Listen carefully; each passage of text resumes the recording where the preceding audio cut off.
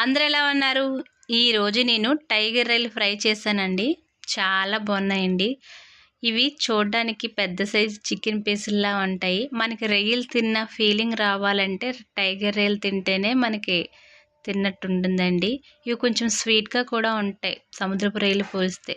చూసారా ఈ రొయ్య ఎంత పెద్దది ఉందో. ఈ సైజ్ అయితే 1/2 కేజీకి ఒక 10 రావడం కూడా చాలా కష్టం అండి. వీటిని క్లీన్ చేయడం కూడా చాలా కష్టమే, చాలా గట్టిగా ఉంటాయి. అలవాటు అయిన వాళ్ళు కానీ నార్మల్ వాళ్ళు చేయలేరనమాట. ఈ ఫ్రై కోసం నేను ముందుగా స్టవ్ ఆన్ చేసి కొంచెం ఆయిల్ వేసి అందులో ఈ రొయ్యలను వేసి వేపాలండి.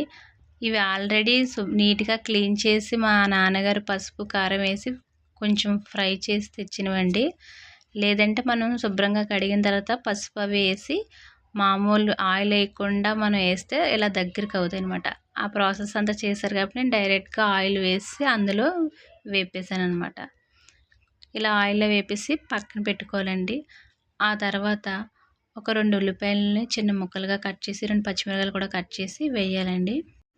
ఆనియన్స్ బాగా వేగిన తర్వాత ఒక టమాటాని కూడా చిన్న ముక్కలుగా కట్ చేసి వేయాలండి. టమాటా బాగా మగ్గిపోయిన తర్వాత దీంట్లో అల్లం వెల్లుల్లి పేస్ట్ కూడా వేయాలండి. తర్వాత తగినంత ఉప్పును కూడా వేసి సరిపడినంత కారం కూడా వేసి మామూలుగా ఫ్రైస్కి అయితే వాటర్ వేయాల్సిన అవసరం లేదు. కానీ ఇవి ఆల్రెడీ ఒకసారి ఫ్రై చేసి ఫ్రిడ్జ్లో పెట్టమని కొంచెం గట్టిగా ఉన్నాయని కొద్దిగా వాటర్ వేసానండి.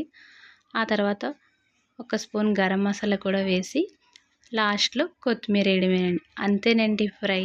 నా వీడియో మీకు నచ్చినట్లయితే లైక్ చేయండి, షేర్ చేయండి, సబ్స్క్రైబ్ చేసుకోండి. Thank you.